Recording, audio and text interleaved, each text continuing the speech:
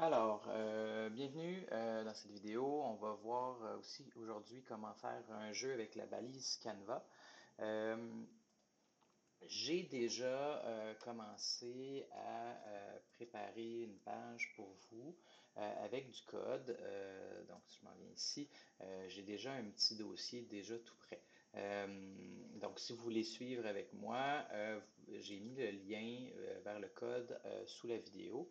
Puis, vous arriverez sur cette page-là, vous cliquez sur le bouton vert, puis vous pouvez télécharger sous forme de dossier compressé en zip pour pouvoir suivre avec moi. Donc, on démarre.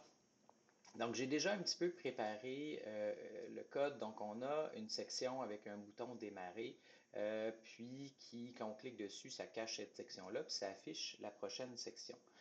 Tout ça, c'est fait en CSS. Dans le fond, j'ajoute la classe invisible qui met l'élément en display none. Donc, la section intro va être cachée, puis la section de jeu va s'afficher. Pourquoi je fais ça, en fait, c'est parce que vous allez voir quand on va voir le son plus tard, les navigateurs aujourd'hui nécessitent qu'on clique une première fois sur la page pour pouvoir déclencher du son. Donc, c'est une façon de pouvoir, par exemple, déclencher une trame musicale par programmation. Donc, on force l'utilisateur à interagir avec la page une première fois. Donc, ceci, c'est un peu ce qu'on a fait depuis le début de la session. Donc, j'ai sélectionné mon bouton, mes sections. J'ai mis un écouteur d'événement de clic sur mon bouton. Puis, quand je clique dessus, je démarre mon jeu. Je cache ma section d'intro et j'affiche ma section de jeu. Donc, une fois que ça c'est fait, on va aller sur notre page HTML, puis on va aller faire placer notre balise Canva. Donc, la balise Canva, c'est elle qui va nous permettre de dessiner, animer, effacer des choses sur notre Canva. C'est on peut voir ça comme une fenêtre à l'intérieur de notre fenêtre de navigateur. Souvent, si on en a juste une, on peut juste laisser Canva, ou si on en a plusieurs sur la page, on voudrait les cibler plus précisément. Donc, on va utiliser un ID avec mon Canva. Par défaut, la balise Canva est transparente, donc si vous voulez lui donner une couleur de fond, on peut aller par CSS lui mettre par exemple une couleur de votre choix. Là. Ça va être la couleur d'arrière-plan de votre Canva. On va aller voir ce que ça donne maintenant si je vais sur ma page. Et on voit que la balise Canva, effectivement, est présente. Elle a la couleur gris foncé que je lui ai donnée tout à l'heure, mais elle est particulièrement petite. Donc, pour démarrer, on va, notre fichier JavaScript, on va avoir besoin de deux choses pour, premièrement, ajuster la taille. Donc, on va avoir besoin de sélectionner au Canva HTML. Donc, on va sélectionner la balise Canva de la même façon que les autres avec Query Selector. Comme je lui ai mis un ID, est-ce que je lui ai mis un ID? Oui, je lui ai mis ID mon Canva. Mon Canva, maintenant, je l'ai sélectionné. L'autre chose qui va être nécessaire pour plus tard, ça va être le contexte. Le contexte, c'est quoi? C'est une propriété qui appartient à la balise Canva. C'est spécifique à la balise Canva. C'est un objet qui contient toutes les fonctions qui nous permettent de dessiner et effacer. Donc, au contexte, donc vu que c'est un objet, on va utiliser le préfixe O. Document, pas du tout. On veut au Canva HTML. Donc, ça appartient à la balise Canva. Puis, on a une méthode getContext. Puis, on va spécifier qu'on fait du 2D en minuscule. Donc, 2D en minuscule. Donc, ça va nous proposer les bonnes fonctions et les bonnes méthodes. Ensuite, dans notre fonction d'initialisation, c'est à cet endroit-là qu'on va vouloir spécifier la hauteur et la largeur de notre balise Canva. Au Canva HTML.width est égal. On pourrait mettre une valeur fixe en pixels si on voulait, ou si votre jeu nécessite une taille fixe, ou on pourrait avoir une valeur flexible qui va être par exemple la largeur du navigateur. Window.inner width. Donc, c'est la largeur, mais sans les barres de défilement, sans les menus, etc. Donc, c'est vraiment la fenêtre intérieure de jeu. Si on ne veut pas que ça prenne toute la page, on pourrait décider que c'est 50% de la page. On pourrait avoir la moitié, par exemple. On fait la même chose avec la hauteur. Height. Faites attention avec height pour ne pas faire de faute de frappe. Le TH est inversé par rapport à width. Window.inner height divisé en 2. On va aller voir ce que ça donne. Si j'ouvre mon navigateur maintenant, on voit maintenant que ma balise s'adapte en fonction de mon navigateur. Si j'avais une fenêtre plus petite et que je rafraîchissais ma page, ben, on voit que maintenant ma fenêtre de jeu va s'adapter dans les proportions de ma fenêtre de navigateur. Ensuite, première des choses, quand on veut faire un jeu vidéo, on a besoin d'une boucle de jeu.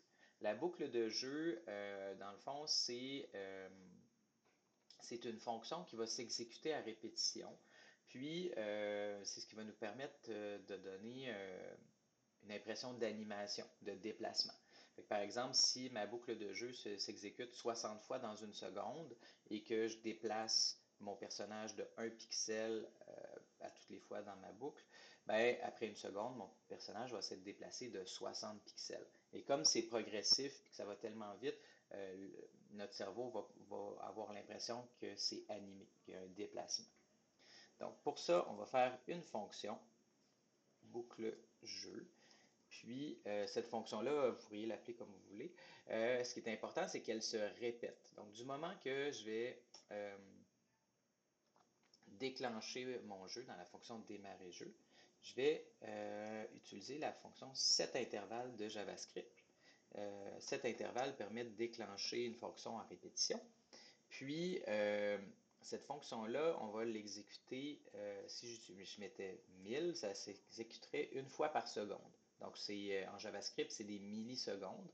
Donc, une fois par seconde, c'est pas très rapide. Donc, ça donne pas beaucoup une impression d'animation. Donc, je pourrais diviser par 60. Donc là, on est à 1/60e de seconde, ou 60 fois par seconde. Donc là, ça va pouvoir s'exécuter plus rapidement. Ça permet d'avoir une animation qui est plus fluide. Si j'ai besoin d'arrêter mon jeu, donc j'aimerais que le jeu s'arrête à un certain moment, donc j'ai besoin de garder en mémoire cet intervalle-là. Je vais aller dans mes variables globales en haut, let i intervalle. J'utilise let parce que je veux pouvoir modifier sa valeur plus tard. Donc maintenant, ce que je fais, c'est que je garde en mémoire cet intervalle-là et éventuellement, si le jeu est terminé, ben, on pourrait arrêter le jeu avec clear intervalle. Ensuite, j'aimerais, une fois que ma boucle de jeu s'exécute, ben, j'aimerais pouvoir garder une trace du temps qui est passé. Donc, par exemple, si je voulais mettre le temps écoulé ou le temps qui passe ou un compteur, j'ai besoin de savoir ça fait combien de secondes que le jeu s'est déclenché. Par exemple, j'ai besoin de deux variables pour ça. I-tick, donc cette variable-là va contenir toutes les fractions de secondes, toutes les exécutions dans la boucle de jeu. Puis on va se garder une variable où est-ce qu'on va mettre le temps réel en secondes. Donc, dans ma boucle de jeu, i-tick plus, ça veut dire que à 60 fois par seconde, cette variable-là va s'incrémenter. Donc, après une seconde, i-tick va valoir 60. Après 2 secondes, i-tick va valoir 120. Après 3 secondes, etc., etc. Si je voulais avoir le temps réel, donc savoir ça fait combien de fois que ça fait combien de secondes que c'est écoulé. Donc, je vais utiliser un opérateur spécial qui va s'appeler modulo. Modulo, qu'est-ce que c'est? C'est le restant d'une division. Donc, par exemple, si je divise mon tick par 60 et qu'il ne reste rien, ça veut dire que je suis à la seconde près. Si, par exemple, i-tick vaut 60, 60 divisé par 60, il ne reste rien. J'ai un paquet de 60. Si j'ai à 120, ben j'ai 2 fois 60, mais j'ai pas de restant. Par exemple, si j'ai 125, ben j'ai quand même deux paquets de 60, mais il me resterait 5. Donc, j'aurais une fraction de seconde d'écoulée. Donc, je voudrais avoir les secondes près. j'aimerais avoir, j'ai ma condition ici, i temps plus plus. Voilà. Donc maintenant, on va le tester. On va tester ça dans la console, console.log, temps et i sick. Donc si je teste ça, on va aller voir dans notre ici, si j'ouvre mon inspecteur, ma console, je démarre. Et là, on a undefined puis not a number. On va aller voir. Pourquoi? Parce qu'en fait, je n'ai pas initialisé mes variables à 0. Donc, j'essaie de les incrémenter, mais ce serait une bonne façon aussi de dire que je ne peux pas additionner rien avec 1. Donc, je dois mettre une valeur par défaut de 0, ce qui est logique. Puis là, maintenant, si je redémarre, ben là, maintenant, 1 seconde, 2 secondes, 3 secondes. Puis ça, c'est mon tick qui est à côté. Et ça va continuer de s'exécuter tout le long de notre jeu. Donc, je peux enlever maintenant ma console ici.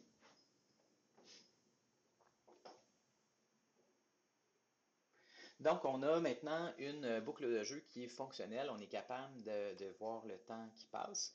Puis, maintenant, on va pouvoir dessiner puis faire des actions sur notre canevas. Maintenant qu'on a notre boucle de jeu, on va pouvoir dessiner et puis commencer notre jeu en général. Donc, première chose qu'on va voir, c'est comment ajouter du texte sur notre canevas. Donc, on va se faire une fonction qui s'appelle dessiner UI. Puis, le UI, c'est pour interface utilisateur. Donc, ça va nous permettre d'afficher le score, le temps, si on voulait donner de l'information à l'utilisateur. On va tout de suite on va exécuter cette fonction-là dans la boucle de jeu. Donc, 60 fois par seconde, on va dessiner sur notre UI, on va dessiner sur notre canevas du texte. Donc, on va utiliser l'objet contexte, point fill text, texte en anglais. Et là, on va lui mettre le texte qui nous intéresse. Par exemple, je pourrais mettre score, puis on va mettre la position sur le canevas qui nous intéresse. Donc, 0, 0, c'est le coin supérieur gauche, donc en haut à gauche. Si je mets mon texte là, il va sortir un petit peu de mon canevas. Donc, je vais mettre, par exemple, 50 pour qu'il soit 50 pixels à gauche et 50 pixels à partir du haut. Ensuite, on va aller voir ce que ça donne. Donc, on voit, effectivement, ça s'affiche, mais c'est très, très petit. Donc, si je veux modifier la taille de la police, je vais aller chercher toujours mon contexte, point fonte. On va aller définir la sorte de police et la taille. On commence par la taille en premier. Fait que, par exemple, si je mets 50 pixels Arial, donc maintenant, si je regarde, ben maintenant, mon score est de 50 pixels. Peut-être faudrait que j'ajuste un petit peu parce que c'est peut-être un peu loin à gauche. Donc, si je mettais 25 en X et 50 en Y, maintenant, notre score est un petit peu plus proche du coin. Si je voulais modifier la couleur, donc au contexte.fill style, on peut aller mettre la couleur de notre choix, soit en couleur en texte ou en RGBA pour aller chercher ou avec un code hexadécimal.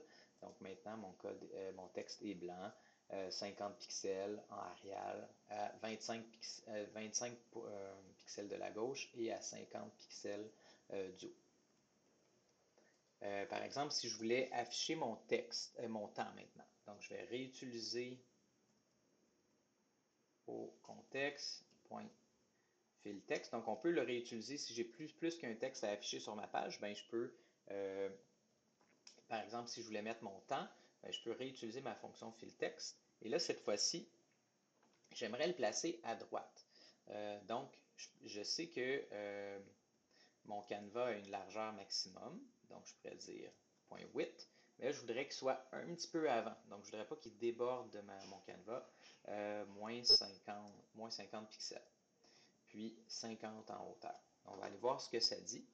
Donc, ça devrait se dessiner à droite en haut de ma balise canevas. Maintenant, je regarde ici. Et là, on voit, on voit que mon texte se dessine, sauf que là, on a un problème. Les éléments sont animés, mais la balise Canva, c'est comme si ça dessinait toujours un par-dessus l'autre.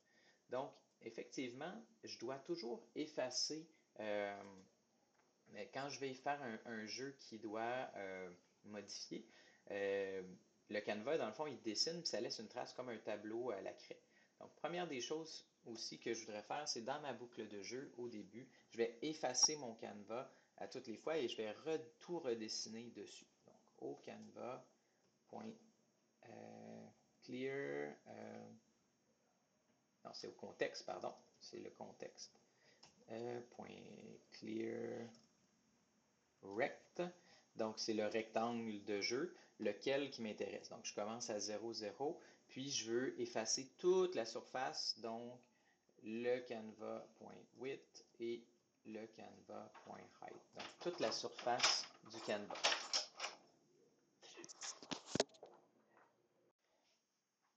Alors, maintenant qu'on a dessiné le UI, donc effectivement, on a vu que le temps se redessinait sur lui-même, donc il faut effacer la balise Canva toutes les fois qu'on passe dans la boucle de jeu. Puis on va utiliser la fonction clearRect qui va commencer dans le coin en haut à gauche et qui va s'étendre sur toute la surface du Canva. Donc maintenant, si je redémarre, ben, ça efface, on redessine, ça efface, on redessine, ça efface, on redessine. Et c'est de cette manière-là qu'on va pouvoir animer nos personnages, le décor, etc. Je vais juste déplacer un petit peu mon texte parce qu'effectivement, il déborde. Donc, si je le déplace, au lieu d'être moins 50, ça va être moins 75. Puis, on teste. Fait que là, il est un petit peu plus à droite. Fait que le deuxième chiffre, je vais avoir plus d'espace pour se placer. Voilà. Ça, on va réutiliser ça plus tard quand on va vouloir faire un minuteur. Donc, pour l'instant, juste pour pas que ça nous affecte, je vais le mettre en commentaire, juste pour cacher temporairement, mais on va y revenir vers la fin de la vidéo. Ensuite, autre chose qu'on veut voir, c'est comment on peut dessiner des images dans notre balise Canva. Fait que, par exemple, on va commencer par dessiner une image fixe qui va être le décor. Donc, dans mes images, j'ai déjà une fonction arrière-plan 1, arrière-plan 2, arrière-plan 3. Donc, on va commencer par dessiner l'image fixe, puis éventuellement, on va vouloir la déplacer. Donc, première des choses, quand on dessine, on a besoin de créer une image par programmation. Cette image-là n'existe pas sur notre page HTML. Donc, c'est pour ça qu'on a utilisé à la fin l'écouteur d'événements load qui va appeler notre initialisation. Ce que ça va faire, c'est que ça va attendre que tout le projet soit chargé correctement, toutes nos images. Donc, ça va nous permettre de pouvoir afficher des images correctement. Sinon, la page n'aurait pas eu le temps de charger tous les éléments du projet. Donc, ce que je vais faire, c'est que je vais aller dans mes variables de jeu ici. Puis, ce que je vais faire, c'est que je vais faire un objet pour mon arrière-plan. Let au arrière-plan. Puis, on a vu en classe que les objets, on utilise les accolades et ça permet de regrouper plusieurs propriétés entre elles. La première propriété, ça va être une propriété image. Donc, je vais pouvoir utiliser au arrière-plan .image. Puis, je vais faire new image. Puis, on ne met pas de point-virgule, on met des virgules pour séparer les propriétés. Ensuite, l'autre qui m'intéresse, c'est la source. Donc, si j'avais un arrière-plan avec mon arrière-plan de fond, je pourrais l'appeler source arrière-plan 1. Puis là, je peux mettre le chemin vers ça. Asset, image. Puis là, je peux mettre background 1.png. Donc, c'est le chemin vers ma première image. Donc, je vais regrouper toutes mes informations au travers du même objet. Ensuite, je peux utiliser une propriété que je vais appeler X pour sa position en X, Y aussi. Fait que on va pouvoir s'en servir plus tard pour l'animer. Puis en termes de largeur, ben, on voudrait que ça prenne toute la largeur du canevas. Au canevas HTML.width, puis hauteur au canevas HTML.height. Maintenant, j'ai un arrière-plan que je vais pouvoir utiliser. On regroupe toutes les propriétés à l'intérieur. Puis, je pourrais aussi mettre une propriété vitesse, vitesse à laquelle j'aimerais que ça se déplace. Pour l'instant, je vais mettre 1, fait que ça va se déplacer de 1 pixel 60 fois par seconde. Voilà. Fait que maintenant que j'ai ça ici, j'ai un objet que je peux réutiliser, puis je vais m'en servir pour dessiner mon arrière-plan. Donc, je vais regrouper toutes mes fonctions ensemble, c'est une bonne pratique. Donc, fonction dessiner arrière-plan. Puis, je vais utiliser mon contexte. Au contexte.drawImage. Et là, drawImage va prendre 5 paramètres. Le premier, c'est l'image que je vais utiliser. Ensuite, la position en X, la position en Y, la largeur, la hauteur. Mais là, j'ai une image qui n'a pas de source. J'ai fait un New Image plus haut, ici. Mais cette image-là, elle n'a pas de source encore. J'ai un chemin. Si j'avais plusieurs images, plusieurs sources, puis je voudrais interchanger ces images-là, je pourrais les additionner ici, là, le mettre plus qu'une propriété. Exemple, je pourrais dire src background 2, puis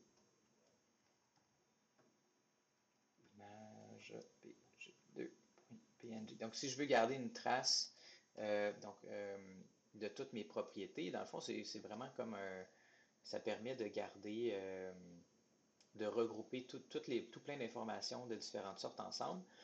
Puis, on les regroupe avec une clé, puis c'est le nom de la propriété que je vais utiliser.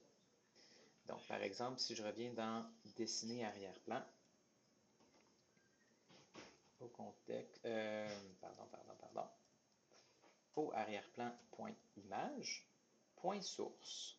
Okay, donc, j'aimerais définir la source de mon image au arrière-plan.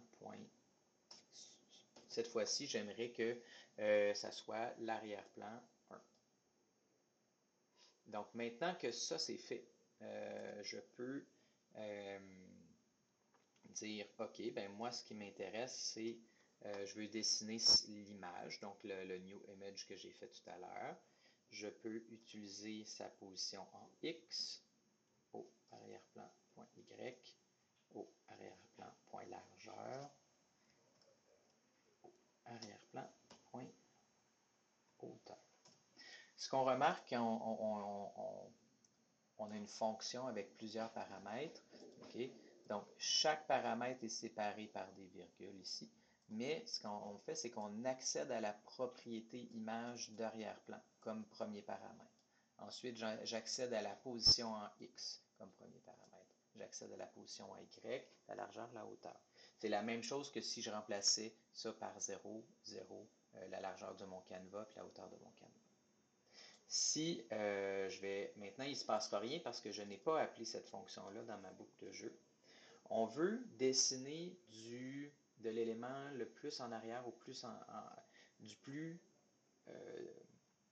l'élément le plus en arrière en premier, puis le plus en avant en dernier. Donc, mon fond va être en arrière. Donc, je vais le mettre devant mon UI, plus haut dans mon script. Donc, si c'est plus haut, ça va être exécuté avant. Si c'est plus bas, ça va être exécuté après. Je vais aller voir ce que ça donne. Oh, j'ai fait une faute de frappe. Qu'est-ce que j'ai fait? J'essaie d'utiliser au Canva avant son initialisation. Alors, c'est en haut. J'ai fait une erreur. Donc, vous voyez que ici, je dis, ben, j'aimerais avoir le Canva, mais mon Canva, je le définis ici. Donc, ce que je vais faire, c'est que toutes mes variables de jeu, je vais les mettre après mes sélections HTML. Variables de jeu. Parce que dans le fond, je dois définir mon canevas en premier et ensuite je vais définir mes éléments de jeu. Si mon canevas n'existe pas, ben, je ne peux pas l'utiliser. Et là, on voit que ben, ça dessine, mais ça ne prend pas tout l'espace. On va aller voir pourquoi. Donc là, au canevas.width, au canevas.height.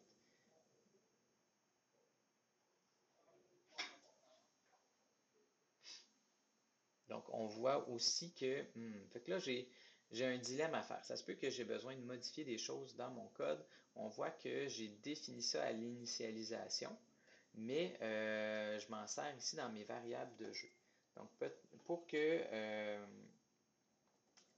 mon canevas soit la bonne hauteur, la bonne largeur, ce que je vais faire, c'est je vais le définir directement au moment que je définis ma balise Canva pour que quand j'arrive après, ben, j'ai la bonne hauteur, la bonne largeur de défini. Maintenant, si je regarde, ben là maintenant, mon arrière-plan prend toute la largeur parce que je l'ai défini avant et toute la bonne hauteur aussi. Donc, juste pour faire un récapitulatif de ce que j'ai fait, j'ai déplacé la hauteur-largeur à côté de ma balise contexte, puis j'ai déplacé mon arrière-plan tout de suite après pour avoir accès à la bonne hauteur et la bonne largeur de mon canevas. Ensuite, on a utilisé dessiner arrière-plan où est-ce qu'on a défini la source, puis on l'a dessiné par la suite. Fait que ça ressemble à ceci. Si je voulais dessiner mon arrière-plan de façon animée, ça veut dire que je peux déplacer mon arrière-plan au arrière-plan.x. Donc, je pourrais modifier cette valeur-là toutes les fois que je passe dans la boucle de jeu. Donc, je pourrais dire moins égal au arrière-plan.vitesse. Donc là, dans ce cas-là, c'est 1. Donc, ça va être moins égal à 1, mais je pourrais définir dans ma variable en haut, dans mon objet 2 ou 3. Fait que ça irait plus vite. Puis, on va aller voir ce que ça fait. Donc, si je regarde, ben là, ça se déplace 60 fois par seconde. À une seconde, il va se déplacer de 60 pixels. Sauf que le problème, c'est qu'une fois qu'il va être rendu en dehors, il va continuer toujours à se déplacer vers la gauche. C'est pas ça qui nous intéresse. Moi, ce que j'aimerais, c'est lorsque mon arrière-plan ait quitté complètement le fond, j'aimerais qu'il retourne à sa place. Donc, je vais utiliser une condition. Donc, si le x est plus petit que 0, mais plus petit que toute la largeur d'un canevas. Donc, est-ce que mon canevas, mon image s'est déplacée complètement vers la gauche? Moins est égal à 0 moins au canevas HTML.width. Okay? Donc, est-ce qu'il est complètement sorti de ma page? Et si c'est le cas, à ce moment-là, je voudrais le replacer à 0. J'aimerais qu'il reprenne son espace normal. Okay. Égal 0. Donc, on se rappelle que double égal, c'est une condition. Simple égal, on affecte la valeur. Donc, maintenant, on va attendre. On va voir que ça va se déplacer assez rapidement. Puis quand la fenêtre va être complètement sortie de la page, elle va reprendre sa position normale. Et voilà. Et là, vous êtes en train de me dire, ben, peut-être que moi, ça ne m'intéresse pas d'avoir le fond noir. J'aimerais avoir l'impression que le décor se déplace à l'infini. À ce moment-là, le truc, c'est, on va tricher un petit peu, on va dessiner deux arrière-plans côte à côte, puis il y en a un qui va être à la position 0, puis l'autre, il va être complètement à droite, puis les deux vont se déplacer à la même vitesse. Puis lorsque le premier a quitté complètement l'écran, ben, on replace les deux à la fin. Donc, je vais venir dessiner un deuxième arrière-plan, point, draw image, au arrière-plan .image. Donc, c'est la même image que je redessine, sauf que cette fois-ci, je vais la dessiner à la largeur de mon canevas. Au canevas.width. Oups, pardon, c'est pas tout à fait ça qui m'intéresse. C'est la position en X plus le canevas. Donc, je veux qu'il soit l'équivalent d'une largeur de canevas à droite, Puis tout le reste va être pareil. Donc je vais aller faire un copier-coller. Donc juste pour que, hop, ça s'est placé ici, là. Donc je dessine l'image, mais je la dessine après l'autre, puis à la même hauteur, même largeur, même. Donc une fois que je déplace ça, ben, les deux images vont se déplacer à la même vitesse et ils vont se replacer aussi à leur position d'origine lorsque la première image va avoir quitté le canevas. Donc, si je regarde, on a l'impression, mais cette fois-ci, qu'on a, si on regarde, ça c'est le début, là, le premier nuage, on a l'impression qu'on a un arrière-plan qui se dessine à l'infini. C'est sûr qu'un bon truc, c'est de vous assurer que la partie gauche et la partie droite de vos arrière-plans concordent, fait que ça va donner l'impression d'avoir un arrière-plan qui se déplace à l'infini de cette façon-là.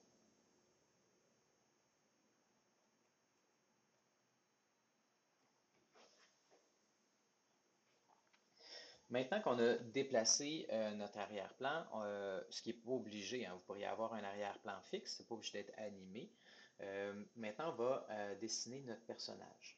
Donc, notre personnage, c'est un drone. J'en ai plusieurs. On va utiliser, pour commencer, pardon, l'image du drone seul.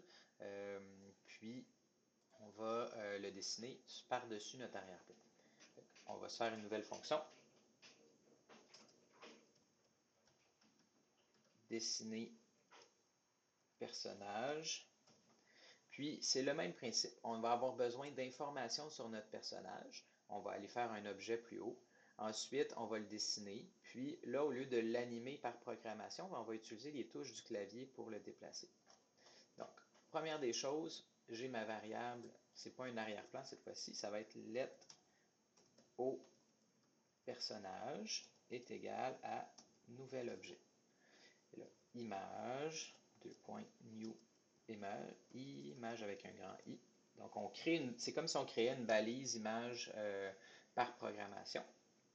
Là, on va émettre sa source. Donc, à 7, on s'assure de mettre le bon chemin. Image. Là, c'est dans mon dossier drone. Puis, il s'appelle drone soulignement seul.png. Puis, même chose que tout à l'heure, j'aimerais avoir sa position en X, sa position en Y, sa largeur. Donc, cette fois-ci, je ne voudrais pas que ça prenne tout le canevas. Donc, je vais aller voir la taille en pixels de mon image. Donc, si je clique sur mon image, on peut voir dans le bas de mon écran que présentement, mon image fait 82 pixels par 60 pixels ici. Si jamais vous avez choisi des images sur Internet et qu'il y a énormément de pixels transparents autour, la taille va être très grande. Donc, je vous suggère de l'ouvrir dans Photoshop pour recadrer, pour vraiment que la zone soit le plus proche possible de votre image. Donc, 82 par 60. Donc, largeur 82, hauteur 60. Puis, la vitesse, peut-être que cette fois-ci, j'aimerais que mon personnage il se déplace quand même assez vite quand je vais le déplacer avec les touches du clavier. Donc, première des choses, on va le dessiner de façon fixe, puis ensuite, on va l'animer. Donc, j'ai ça ici. Je vais aller dans ma fonction dessiner personnage. Pour l'instant, ben là, je vais au personnage.image.src. Je vais définir quelle image, j'en ai juste une pour l'instant. Donc, au personnage.src. Donc, c'est la propriété source que j'ai définie dans mon personnage, dans mon objet en haut. Puis là, je vais utiliser mon contexte au contexte.drawImage, au personnage.image, au personnage.x, au personnage.y, au personnage.largeur. C'est toujours la même chose, au personnage.hauteur. Donc, on a dessiné ça ici. Je vais aller appeler, exécuter cette fonction-là. Donc, je vais aller dans ma boucle de jeu. Et là, ça va dépendre. Si vous voulez que votre personnage soit par-dessus votre UI, on va le placer après. Si vous voulez qu'il soit entre les deux, donc pas devant l'arrière-plan, mais derrière le texte en haut, ben là, on va le placer entre les deux. Donc maintenant, si je vais voir sur ma page, je devrais avoir mon drone qui est dans le coin en haut à gauche et qui prend l'équivalent de 82 par 60 pixels, qui n'est pas... mais si j'appuie sur les touches, il ne se passe rien du tout.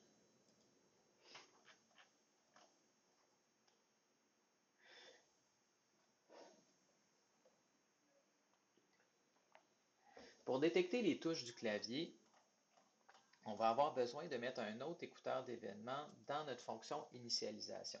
C'est important qu'on le mette à cet endroit-là parce que les écouteurs d'événement, on ne voudrait pas qu'ils s'exécutent à répétition. Ça voudrait dire que si je le mettais dans ma boucle de jeu, j'aurais 60 écouteurs d'événement en une seconde. Donc, quand je vais appuyer sur une touche, je n'appuie pas une seule fois, j'appuierai 60 fois. Et ça va continuer d'augmenter. Donc, ça pourrait créer des problèmes d'optimisation puis faire planter votre jeu. Donc, l'initialisation, elle est appelée une seule fois au chargement. Donc, on a un seul écouteur d'événement. Window.addEventListener key down. Donc, cet événement-là, c'est quand on enfonce une touche du clavier. Et là, je vais avoir besoin d'une fonction pour ça. Donc, je vais créer même ma fonction. Fonction. On peut souvent les fonctions, on pourrait l'appeler déplacement perso. On va l'appeler déplacement ou gestion des touches en fait. Gestion des touches, comme ça. Je vais prendre le nom de la fonction et je vais aller le porter dans mon écouteur d'événement en haut. Donc, à toutes les fois que je vais appuyer sur n'importe quelle touche du clavier, cette fonction-là va s'exécuter. Faites attention, les écouteurs d'événements JavaScript, quand il y a plus qu'un mot, tous les mots sont en minuscules. On a vu aussi que lorsqu'on utilise justement un addEventListener et qu'on met la fonction à l'intérieur, cette fonction-là a toujours un paramètre événement, vous pourriez l'appeler comme vous voulez, mais ce paramètre-là est obligatoire, ça donne de l'information sur l'événement. Si je veux récupérer la touche qui a été enfoncée, je vais utiliser événement.key. Donc là, ça va nous permettre de récupérer si c'est la lettre A, B, C, D ou par exemple CTRL, SHIFT, arrow up, arrow down, dépendamment si c'est les flèches là, du clavier.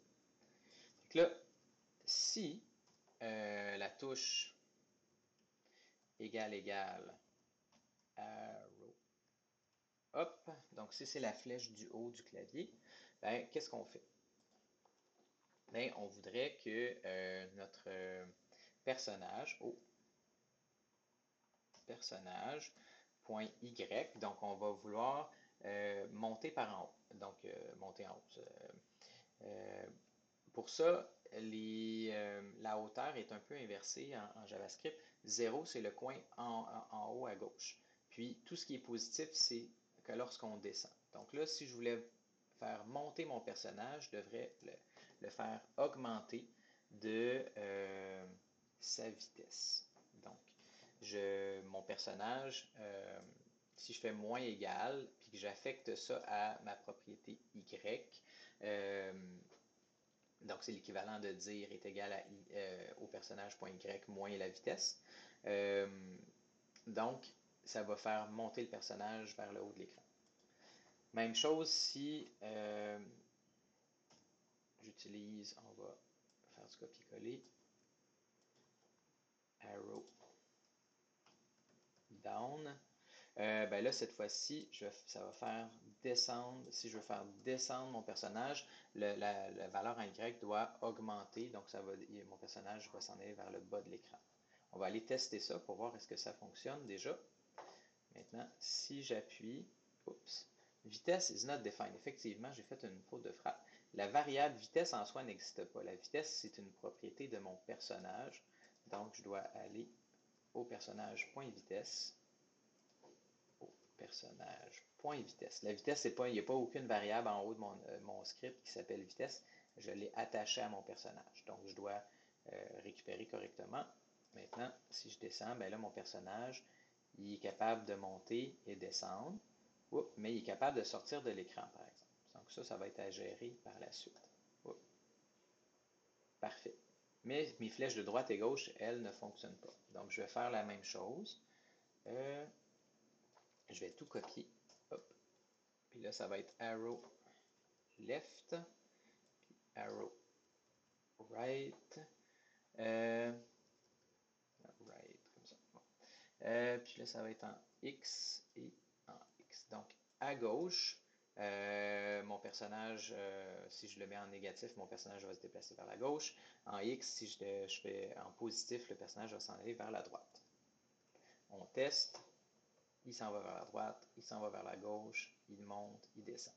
Si vous vouliez qu'il aille plus vite, ben on a juste à changer la vitesse du personnage dans son objet en haut, ici. Donc, je pourrais mettre 10 si je voulais aller plus vite, ou je pourrais le changer par programmation. Par exemple, si j'ai un bonus ou j'ai récolté un power-up, ben, je pourrais augmenter la vitesse temporairement.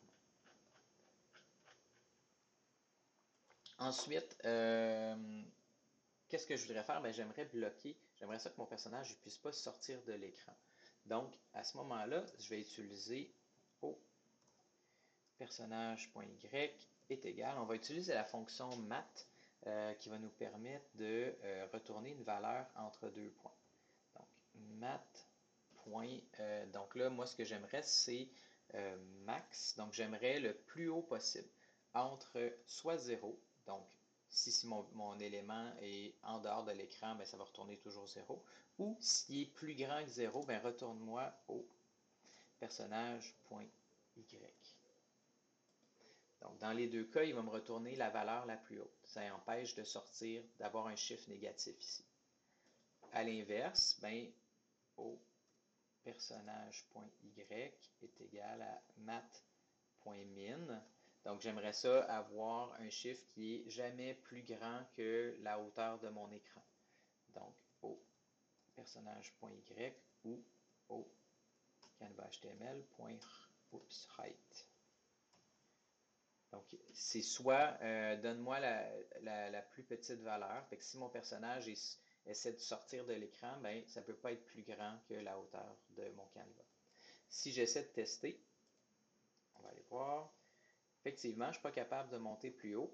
Puis si je descends plus bas, ben, on se rend compte que oui, mais en fait, ce qui arrive, c'est que quand j'arrive ici, on ne le voit pas, mais je reste bloqué ici. En fait, c'est que le point 00 de mon personnage, c'est ici.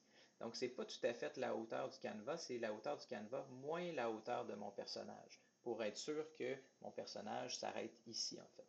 Moi, j'aimerais la hauteur totale du canevas moins à laquelle on soustrait la hauteur de mon personnage. Moins au personnage point hauteur. Okay? Ça, c'est la propriété qu'on a définie dans notre objet en haut. Donc, c'est pratique d'utiliser des objets parce qu'on peut réutiliser plus rapidement et c'est plus lisible. On va faire la même chose à gauche. Donc, à gauche, au personnage.x est égal à mat. Donc là, j'aimerais que ça soit toujours plus grand que 0. Max 0 ou au personnage.x. Donc, ça ne peut pas aller plus à gauche. Puis, au personnage.x est égal à mat.min. Donc, je voudrais toujours soit, je ne voudrais pas que ça dépasse la portion à droite. Donc, c'est au personnage.x ou la largeur de mon canevas moins à laquelle on soustrait la largeur de mon personnage. Canva html.width moins au personnage.largeur. On va tester ça. Donc maintenant, je peux pas aller à gauche. Je peux pas aller plus bas que ça. Je peux aller à droite, mais je peux pas aller plus loin que mon canevas. Puis je peux pas aller plus haut que la portion en haut comme ça. Ça s'ajuste. Hein? Si vous vouliez que votre personnage puisse sortir un petit peu de l'écran à moitié, ben là, vous décidez là, quelle portion on permet à notre personnage de quitter l'écran. Voilà maintenant comment on déplace un personnage dans notre balise Canva.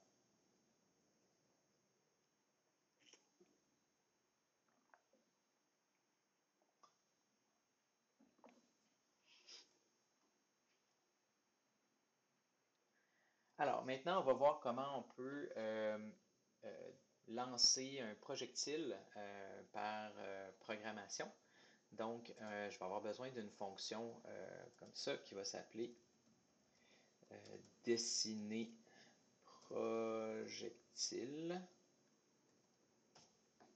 Et là, au lieu de dessiner un seul élément à la fois, par exemple, si on a plus qu'un projectile, on va tous les mettre dans un tableau de projectiles. Donc, on a besoin aussi d'une autre fonction pour créer les projectiles par programmation. Donc, vous voyez qu'en haut, on a mis des objets au chargement de la page. Là, on va créer des objets à la volée dans une fonction. Donc, je vais aller ici, dessiner projectile, et je vais avoir besoin d'une fonction créer projectile.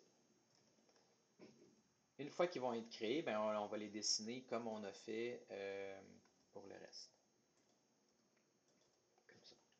Donc, quand est-ce que je crée un projectile? Ben, je vais utiliser la touche d'espacement. Donc, if touche égale. Puis là, elle est spéciale, celle-là, elle n'a pas de nom, c'est un espace vide. Donc, il faut laisser un seul espace entre les deux si on voulait utiliser la barre d'espacement. Puis, si j'appuie ça, ben là, je vais créer mon projectile. Okay. Donc, à toutes les fois que je vais appuyer sur la barre d'espacement, je vais créer un nouveau projectile et je vais l'ajouter à ma liste de projectiles qui vont se redessiner à toutes les fois. Donc, pour ça, on va se faire un objet, let, on va l'appeler nouveau projectile. Puis là, cette variable-là, elle va exister uniquement dans cette fonction-là. Donc, elle n'existe pas en dehors de la fonction. Quand la fonction va se terminer, cette variable-là, par exemple, vu que j'ai utilisé let à l'intérieur d'une fonction, va disparaître. Elle ne sera pas accessible dans les autres fonctions. Donc, on va avoir image est égal à new image. Hop, puis là, je ne fais pas ça du tout. Quand on est dans un objet, c'est des deux points, pas d'égal. Puis on les sépare par des virgules. Ce n'est pas des variables. La source, deux points, asset, slash. Ah, là, dans projectile, je vais aller voir lequel qui m'intéresse. J'ai projectile 2, je pense que je vais utiliser pour cette fois-ci. Donc, projectile 2. Image. Projectile. Projectile 2.png. Puis là, on va lui mettre une position en X. Donc, X 0, Y 0, width. Et là, on va aller voir quelle est la hauteur, la largeur. Ça fait 7 pixels par 7 pixels. Alors, je pourrais décider de garder la hauteur de 7 par 7, mais je pourrais l'agrandir si je voulais qu'elle soit plus grande. C'est juste que si j'agrandis, éventuellement, on va voir les pixels de votre... Oups, tantôt, j'avais utilisé largeur. Largeur. Hauteur. 14. Donc, on peut agrandir une image, sauf qu'on va perdre en qualité éventuellement. Donc, j'ai ça ici, puis vitesse. Éventuellement, j'aimerais que ça soit plus rapide que mon personnage, donc on pourrait lui mettre 10 cette fois-ci. Ce que je peux faire aussi, c'est, là, quand je vais faire la barre d'espacement, ça va créer un projectile dans le coin en haut à gauche de mon image. Donc, c'est pas tout à fait ça qui m'intéresse. Moi, j'aimerais savoir, j'aimerais l'instancier devant mon personnage. Donc, par exemple, j'ai cette information-là. Donc, je peux la mettre à mon personnage.x plus, on va peut-être mettre 10 pixels en avant. Puis, en termes de y, au personnage.y, puis Ça va le cloner, mon projectile, au niveau du haut de mon personnage. Donc, si je voulais qu'il soit centré, donc je vais mettre la moitié de sa largeur, sa hauteur, pardon. Au personnage.height divisé en 2. Donc, quand je vais générer mon projectile pour la première fois, donc il va être devant mon personnage à droite et en termes de hauteur, il va être à la moitié de mon personnage. On va tester ça. Donc, on va ajouter ça à une liste. Liste qu'on n'a pas encore. Donc, on va aller en haut dans nos variables. Puis là, on va avoir une nouvelle variable au projectile au pluriel, parce qu'on va en avoir plusieurs. Ça va être une liste vide. Fait qu'au début, au chargement, il n'y en a pas de projectile. Puis, éventuellement, quand on va faire une barre d'espacement, on va populer, on va remplir cette liste-là. Puis, s'il y en a un, on va en dessiner un. S'il y en a deux, on va en dessiner deux. S'il n'y en a plus, on n'en dessine plus. Puis, quand nos projectiles vont rentrer en contact avec un ennemi ou vont sortir de l'écran, on va les retirer de la liste. Donc, nouveau pardon, j'ai dit ma liste de projectiles. Ah, j'ai fait une faute, je reviens en haut, pardon. C'est pas un objet. Quand on parle d'une liste, on va utiliser un array, donc ça serait un A projectile. C'est juste une façon de s'assurer qu'on a les bons types d'éléments. Maintenant, si je reviens dans ma fonction créer projectile, A, projectile, et là, pour rajouter un élément à la liste, on va faire push, puis cet élément-là fait maintenant partie de ma liste. Donc, à toutes les fois que j'appuie sur ma barre d'espacement, j'ajoute un élément à ma liste. On va faire ensuite un console.log de A projectile. On va aller voir ce que ça donne sur ma page web. Donc, on ouvre la console. Je fais démarrer. Et maintenant, quand j'appuie sur la barre d'espacement, j'ai maintenant un élément. J'appuie une deuxième fois. J'ai deux éléments. On ne les a pas dessinés encore, mais j'en ai trois, etc., etc. Donc, j'enlève mon console.log. Et là, maintenant, je vais dessiner mon projectile. Donc, si j'en ai, je vais passer au travers de la liste. Si j'en ai un, j'en ai un. Si j'en ai pas, ma boucle va s'arrêter là. Donc, pour ça, j'ai besoin d'une boucle for. Puis, let i égale 0. I est plus petit que la quantité d'éléments dans ma liste de projectiles. Donc, a projectile.length. Faites attention à length th à la fin. Point virgule, i plus plus. Donc, on augmente d'un élément toutes les fois qu'on passe dans la boucle. Puis là, on va récupérer chaque projectile à la fois. Donc, au projectile est égal à A projectile crochet I.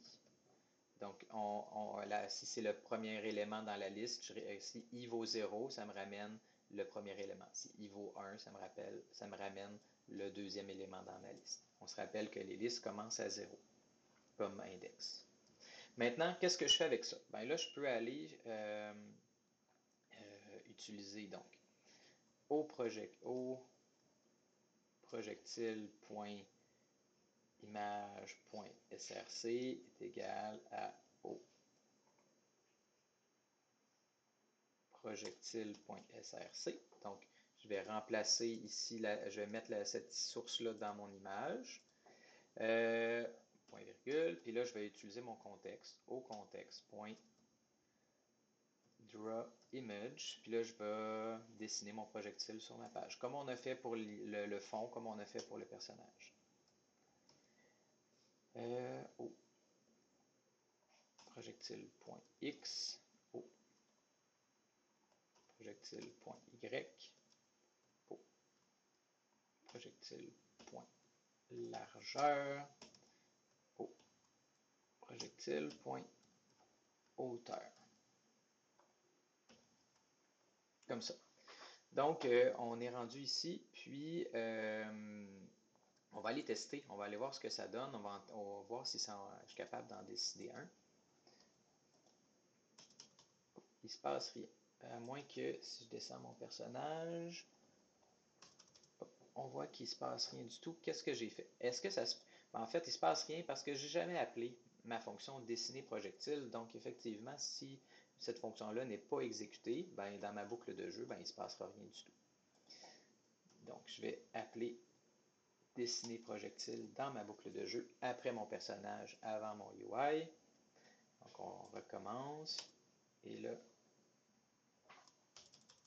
oh, il ne se passe rien du tout. On va aller voir. Qu'est-ce que j'ai fait comme faute de frappe?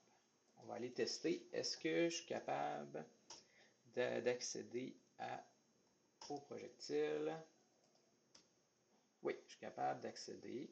Ah, puis on a ici une erreur à NAN. Ah, ça veut dire que quand j'ai créé mon personnage, j'ai fait une erreur quand j'ai créé ça ici. Effectivement.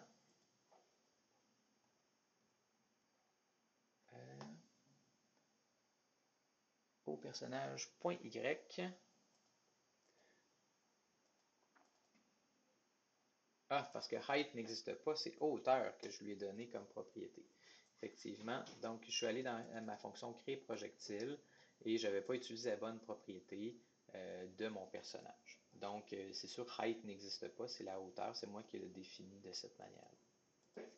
Et là, maintenant, vous voyez que j'ai mon... c'est ici qui se déplace. Il ne se déplace pas encore, mais je suis capable de dessiner des projectiles.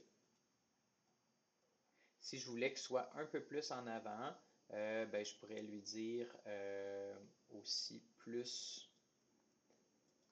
personnage point largeur. Donc, si je voulais qu'il soit en avant, je pourrais additionner la largeur plus 10, donc il serait un petit peu plus en avant que mon personnage. Si on reteste, là, il va être généré devant mon personnage. Ensuite, ce qu'on va faire, c'est que maintenant, j'aimerais qu'il se déplace, ce projectile-là. Donc, dans ma fonction de dessiner projectile, un peu comme on a fait pour l'arrière-plan, ben, j'aimerais que mon projectile, il se déplace par en avant. Donc, une fois que je l'ai dessiné, la fois d'après, je vais incrémenter sa variable en x. Donc, x plus égale vitesse. Donc là, normalement, il devrait s'en aller vers la droite à l'infini. Hop, hop, vitesse is not defined. J'ai fait la même erreur que tantôt, c'est au projectile point vitesse. Donc la propriété vitesse que j'ai définie ici. Piou, et là, j'ai un projectile. Sauf que là, j'en ai beaucoup. C'est pas très optimal parce que même s'ils sont plus visibles dans l'écran, j'ai une liste avec énormément de projectiles qui vont être dessinés pour rien. Donc, ce que j'aimerais faire, c'est s'ils sont en dehors de mon écran, j'aimerais les supprimer. Alors, if au projectile.x est plus grand que la largeur de mon canevas, .width, donc s'ils sont sortis de l'écran à droite, j'aimerais ça les supprimer. Comment je fais ça? J'ai une liste. J'ai la position en I, donc je suis capable d'utiliser la méthode splice des tableaux, des arrays, pour retirer un élément. Donc, A projectile.splice I, on voudrait retirer un seul élément. Donc, avec la méthode splice, on dit la position et la quantité d'éléments qu'on voudrait supprimer. Mais pour éviter, là, par exemple, si j'étais à la position 3, j'enlève l'élément, donc ça redéplace tout le monde.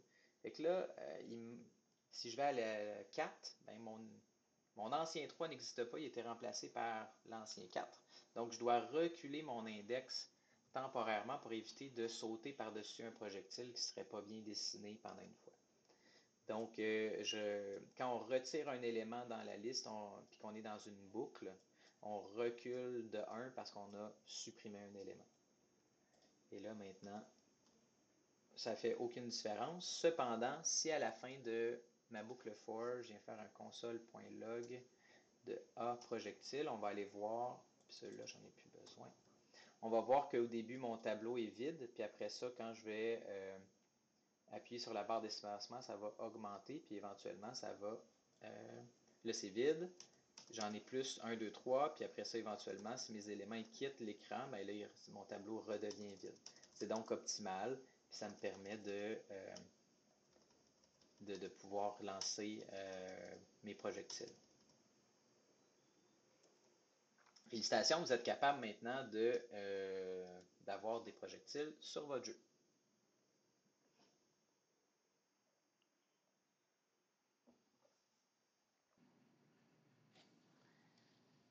Donc, il nous reste à créer les ennemis, puis à détecter les collisions entre les ennemis et le personnage, puis les collisions entre les projectiles et les ennemis. Donc, pour cela, on va venir créer un tableau pour les ennemis, comme on a fait avec les projectiles. Ennemis avec un tableau. Puis, ce tableau-là, ben, on va créer des ennemis dans une fonction qu'on va ajouter à ce tableau-là. Puis, on va avoir une autre fonction dessiner ennemi qui va regarder dans le tableau et pour chacun des ennemis présents, on va les dessiner sur le canevas. Donc, première des choses, on va aller dans ici. Après les projectiles, on va se faire une nouvelle fonction. Fonction créer ennemi. Puis on va faire une fonction dessiner ennemi. Donc, dans la fonction créer ennemi, ce qu'on va faire, c'est un peu comme on a fait avec les projectiles, on va faire un objet avec toutes les propriétés qui nous intéressent, puis on va les ajouter à notre tableau. Donc, let nouvelle ennemi est égal à un objet vide. Puis, on va créer une image. Image, on n'oublie pas, c'est point égal, c'est un 2 points.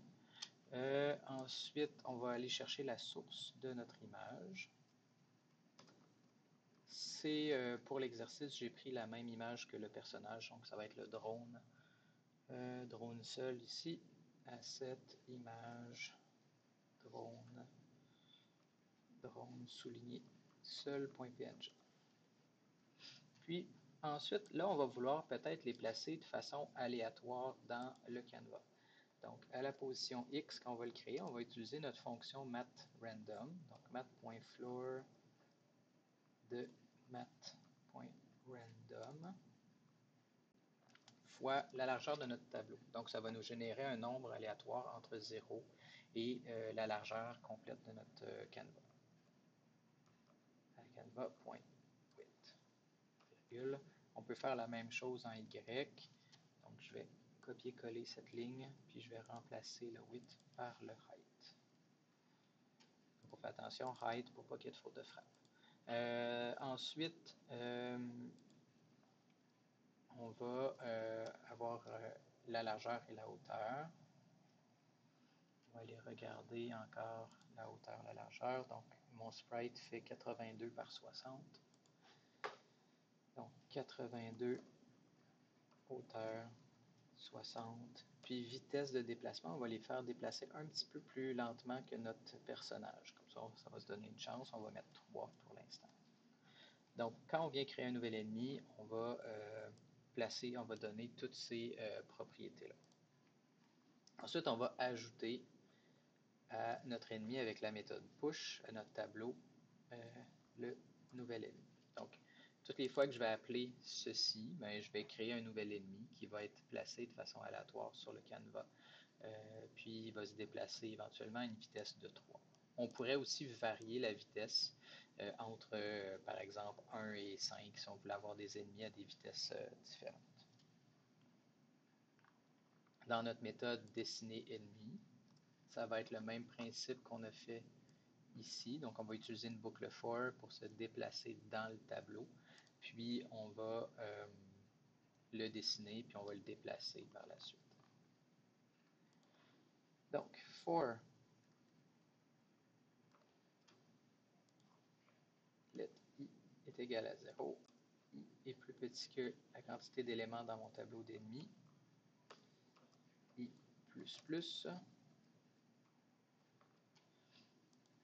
Et donc, je récupère un ennemi à la fois.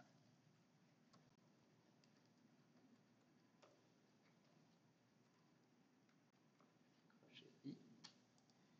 Puis, je viens dessiner cet ennemi-là. Donc, au contexte, .draw image, on va chercher mon image. Donc, ennemi.image. Par exemple, on se rend compte que notre image n'a pas de source encore, on ne l'a pas affecté, donc on va aller faire ça tout de suite.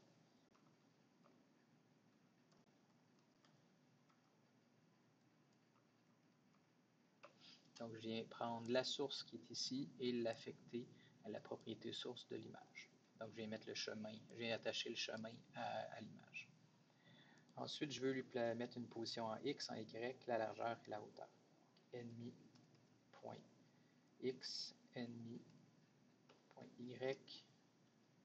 ennemi.largeur, ennemi.hauteur. On va tester juste ça pour l'instant. On va aller ajouter la fonction dessiner ennemi à notre boucle de jeu. Donc, j'aimerais les dessiner après mes personnages, mais avant les projectiles. Puis, pour l'instant, j'ai aucun ennemi dans mon jeu parce que je n'ai pas créé. Donc, au chargement, ici, avant de démarrer ma boucle, je pourrais appeler ma fonction créer ennemi 2 fois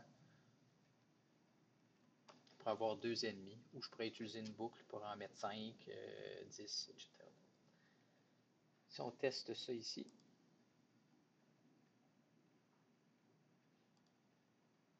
correction, quand on a créé nos ennemis, j'ai utilisé math.random, mais je n'ai pas exécuté random avec les parenthèses, ce qui fait que nos ennemis ne s'affichaient pas. Donc maintenant, si on voit, on a un ennemi là, un ennemi ici. Si on redémarre, ils vont être à des positions différentes au Canva. Maintenant qu'on a ça, on voudrait les animer, nos ennemis. Donc quand on a dessiné ennemi à l'intérieur de la boucle for, une fois qu'on l'a dessiné, on pourrait déplacer la position en X ou en Y. Donc, on peut dire ennemi.x moins égal ennemi.vitesse. Donc, il va se déplacer vers la gauche en fonction de la vitesse. Donc, la vitesse est 3, 3 fois 60, donc 180 pixels dans une seconde.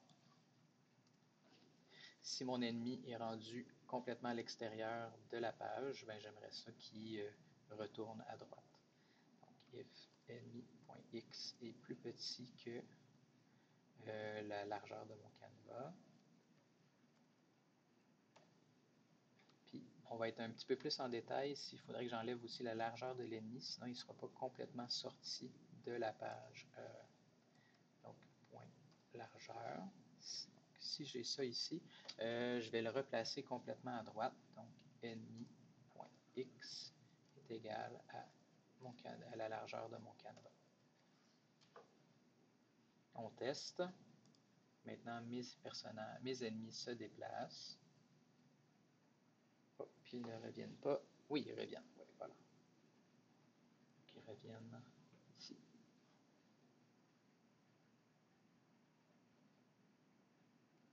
Voilà. Mon ennemi va largeur. Voilà.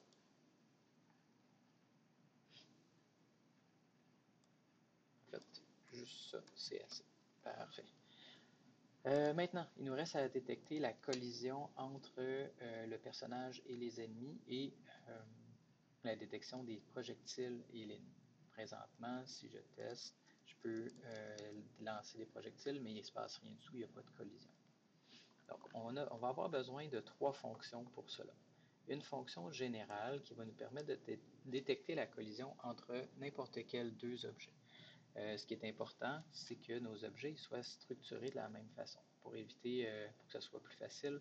C'est pour ça que j'ai utilisé les propriétés X, Y, largeur, hauteur dans tout, autant mes personnages que mes objets, que mes projectiles, pour que ça soit uniforme dans ma fonction ici. Donc, je vais pouvoir vérifier. Par exemple, dans mon objet 1, ça pourrait être autant un personnage qu'un projectile ou un ennemi. Puis de l'autre côté, n'importe quel autre objet. Donc, ici, Ce qui est important, c'est de comprendre que quand je parle ici sur mon personnage, quand je parle de collision, donc il y a comme, imaginez qu'il y a un carré invisible qui fait le tour de mon sprite. Le point 0, 0 est dans le coin en haut à gauche. Donc si j'ai besoin de vérifier que quelque chose est en collision avec un autre, il faut vérifier dans le fond que les deux images se superposent. Donc j'ai besoin d'avoir la limite de gauche, donc ça va être la position en X. J'ai besoin d'avoir la limite de droite. Donc c'est la position en X plus laquelle on additionne la largeur de mon sprite. La limite supérieure en haut, ça va être le Y, la position en Y. Puis la limite inférieure, ça va être la position en Y plus la hauteur ici. Okay. Si mes deux objets, donc si le côté droit de mon objet 1 est plus grand que le côté gauche de mon objet 2, donc il est par-dessus, et que le côté gauche de l'objet 1 est plus petit que le côté droit de l'objet 2, donc il est aussi par-dessus. Même chose pour le bas et pour le haut. Donc on va utiliser une condition ici pour vérifier ça. Donc j'ai dit côté droit. Côté droit de mon objet 1, ça va être objet 1.x plus objet 1.largeur. Si ça, c'est plus grand que objet 2.x. Okay. Et c'est important que toutes les conditions soient vraies. Donc, le côté gauche de l'objet 2, l'objet 1.x, est plus petit que le côté droit de l'objet 2. Objet 2.x plus objet 2.largeur. Et je veux que le bas de l'objet 1, point y plus point hauteur. Si ça, c'est plus grand que le haut de mon objet 2, objet 2, point y, et que le haut de l'objet 2 est plus petit que le bas de l'objet 2.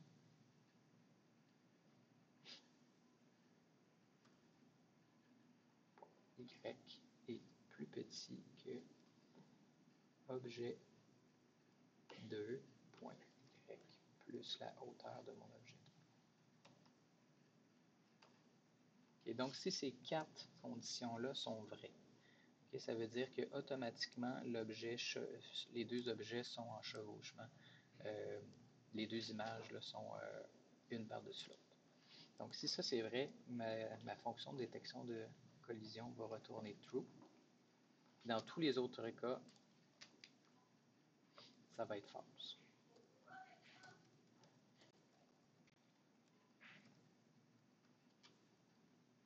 Donc, on va tester ça avec mon premier objet et mon personnage. Donc, on va aller dans la boucle de jeu, puis on va l'enlever, on va tester, puis après ça, on va pouvoir enlever ça. Je vais enlever déjà mes deux autres consoles.log. Donc, console.log les collisions entre mon personnage et le premier élément de mon tableau d'ennemis, A ennemi, crochet 0. Ça veut dire qu'il va aller regarder la position en X et la largeur, la hauteur de lui, puis la même chose pour l'ennemi. On teste ça. Présentement, c'est false. Et là, si éventuellement, vous voyez que si, voilà, ça devient true parce que je suis en collision, puis ça redevient false après. Donc, notre fonction s'exécute correctement. Je peux enlever le console.log. Maintenant, on va réutiliser cette fonction-là pour tester les ennemis et les projectiles. Donc, pour chaque ennemi, ici, donc, let i est égal à 0, puis i est plus petit que le nombre d'éléments de mon tableau d'ennemis. Comme ça ici, i plus plus. Donc, pour chacun des ennemis dans mon tableau d'ennemis,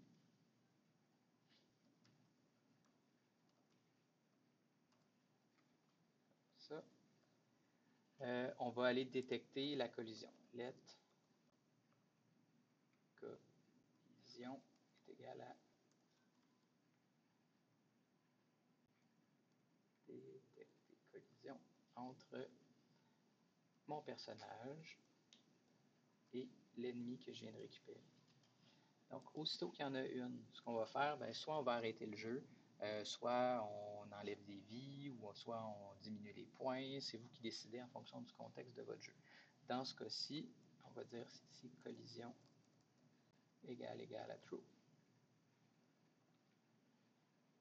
Oups, la parenthèse est partie sur le côté. Ben, on va arrêter la boucle de jeu, donc le jeu va s'arrêter, puis on va mettre un alerte, pas comme de quoi la partie est terminée. Donc, on va utiliser clear intervalle, puis on va éliminer l'intervalle qui nous permet de déclencher la boucle de jeu. Donc, tout va s'arrêter. Ensuite, on va indiquer à l'utilisateur que tout est fini. Alerte, vous avez perdu. On teste ça. Donc, du moment qu'on va rentrer en collision, tout va s'arrêter. On ne pourra plus déplacer les touches. On ne pourra plus déplacer mon personnage.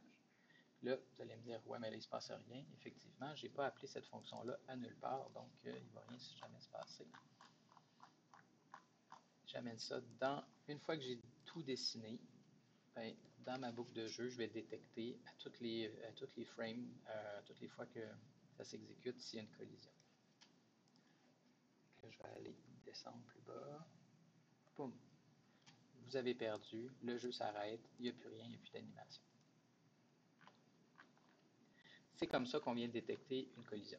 Fait que maintenant, on voudrait peut-être avoir une collision entre les projectiles et les ennemis, puis faire disparaître les ennemis à la fois. Donc, une fois ça va nous prendre une autre fonction pour ça. Puis là, ça va nous prendre deux boucles. Une boucle pour passer au travers de tous les projectiles, puis une boucle pour passer au travers de tous les ennemis. Donc, for i est égal à 0 encore. I est plus petit que mon tableau de projectiles. Point length. I plus.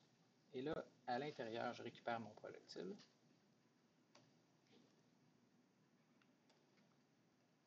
Ça. Puis maintenant, je vais vérifier si mon projectile est en collision avec tous les ennemis. Donc, maintenant, je vais utiliser une deuxième boucle à l'intérieur. Puis là, pour éviter la confusion, je vais prendre une autre variable. Ça ne sera pas i, ça va être j. Let j est égal à 0. J est plus petit que le nombre d'ennemis. Point length. J plus. Ennemi est égal à A. Ennemi crochet J cette fois-ci. Donc, let collision, on va vérifier la collision, détecter entre le projectile et l'ennemi. S'il y a une collision, ben là, qu'est-ce qu'on fait? Ben, on pourrait supprimer le projectile, on pourrait supprimer l'ennemi du tableau, puis on pourrait augmenter les points, on pourrait faire plein de choses. Donc, ici, ce qu'on va faire, if collision égale à true, ben, on va, retirer le projectile du tableau de projectile. Projectile, on va utiliser la méthode splice qu'on a vue en classe. On lui donne la position puis le nombre d'éléments qu'on veut supprimer. Donc, à la position I, j'ai mon projectile, puis je veux en supprimer un seul. Puis, même chose pour mon tableau d'ennemis. Enemy.splice. Cette fois-ci, ça va être J, puis je vais en supprimer un seul. Mais là, ce qui arrive, c'est que on va enlever un élément du tableau. Donc, mes index de position, ils ne seront plus bons. Parce que un tableau n'est jamais vide. Donc, les éléments vont se replacer, vont se décaler vu qu'on a enlevé un élément. Donc, c'est important de diminuer mes deux variables d'incrémentation pour toujours rester au bon endroit.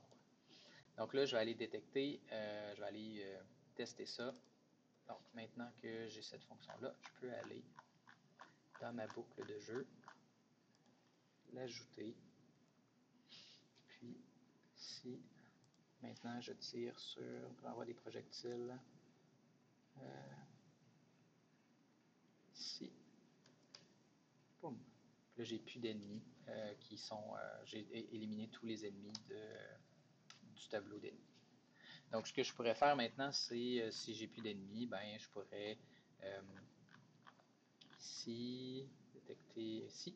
Ben, si j'ai plus d'ennemis du tout, ben, je pourrais arrêter le jeu, j'ai gagné, je pourrais faire jouer un son de victoire, je pourrais augmenter les points, je pourrais recréer d'autres ennemis. C'est à vous de voir ce que vous voulez faire. Donc, if ennemi.length égale 0. Donc, quand j'ai plus d'ennemis dans mon tableau, ben, je peux arrêter la boucle de jeu comme on a fait tantôt avec i-intervalle. Je pourrais mettre un message d'alerte. C'est sûr que ça serait plus joli si vous aviez un panneau de fin avec un message autre qu'un alerte. Vous avez gagné. Puis, on va tester ça.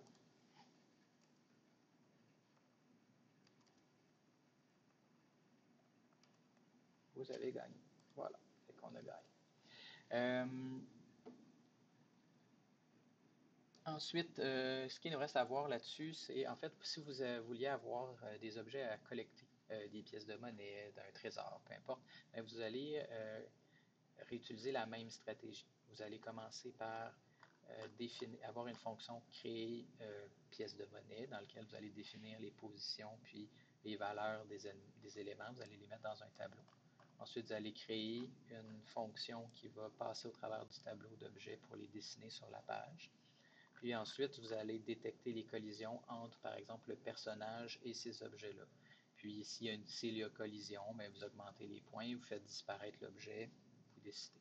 Okay, c'est à vous de réutiliser ce qu'on vient d'apprendre. Dernier truc à voir qu'on n'a pas vu encore, c'est comment on active les sons par programmation.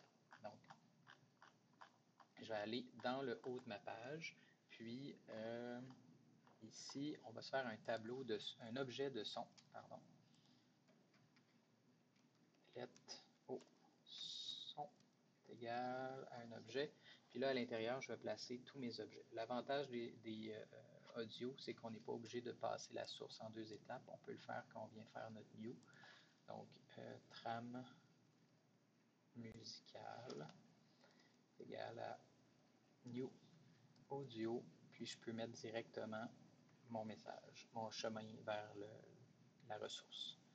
Donc, ça va être audio. Puis, dans mes messages, dans mes trames musicales, j'en ai plusieurs. J'ai trame musicale.1.mp3. Utiliser les bonnes extensions de fichiers. Puis, c'est point égal, c'est un point virgule, c'est un 2 points. Virgule ici. Puis, je pourrais avoir son, victoire, puis faire la même chose pour tous mes sons.